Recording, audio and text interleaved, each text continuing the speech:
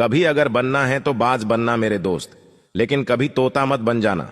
तोता बोलता तो बहुत है, लेकिन ज्यादा ऊंचाई तक उड़ नहीं सकता है।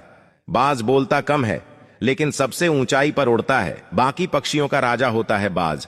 आज आपको 6 पॉइंट्स बताऊंगा जो कि हर इंसान को बाज से सीखना चाहिए। लाइफ की बहुत बड़ी सीख इन लर्निंग पॉइंट में। पहला पॉइंट, बाज अकेला उड़ता है और बाकी पक्षियों के मुकाबले सबसे ऊंचाई पर उड़ता है। बाज कभी भी चिड़िया या छोटे पक्षियों के साथ नहीं उड़ेगा। बाज को आपने देखा होगा, बाज के साथ उड़ेगा या अकेला उड़ेगा। और इस बात से हमें यह सीख मिलती है, छोटी सोच वाले लोगों से हमेशा हमें दूर रहना चाहिए और यही अकेले रही, क्योंकि यही वो मौका है जो खुद को समझने का मौका मिलता है। दूसरा पॉइंट, बाज की नजर बहुत क्लियर होती है, तो बाज अपने शिकार को 5 किलोमीटर दूर से ही देख लेता है।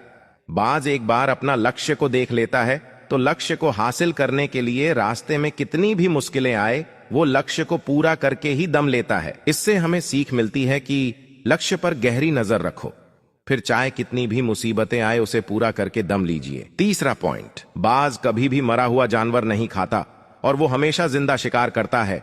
और इससे हमें यह सीख मिलती है कि हमारा बिता हुआ कल मर चुका है, तो अपने मरे हुए और सड़े हुए विचारों पर अपना ध्यान न दीजिए, बल्कि आने वाली फ्रेश नई जिंदगी पर ध्यान केंद्रित कीजिए। और जो बीत गया उसे भूल जाइए।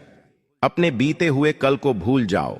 तुम्हारे बीते हुए कल की जगह है, तुम्हारे बीते हुए कल में उसे वर्तमान से मत जोड़िए, क्योंकि एक बार अगर आपका बिता हुआ कल वर्तमान में आ गया तो आपको वर्तमान में जीने नहीं देगा। कल आपके साथ कितना भी बुरा क्यों ना हुआ हो और वो यादें सब मर चुकी हैं, तो उन पर ध्यान मत दीजिए। कहने का मतलब है, बाज की तरह बनो जो कभी भी मरी हुई चीजों को नहीं खाता। चौथा पॉइंट, जब आंधी तूफान आता है तो बाज बहुत खुश होता है। जब बारिश होती है बाकी सभी पक्षी छिपकर बैठ जाते हैं, लेकिन बाज को बहुत मजा आता है।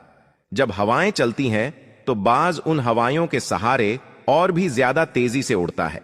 बाज उड़ते उड़ते इतना ऊपर उड़ जाता है कि बादलों से ऊपर चला जाता है।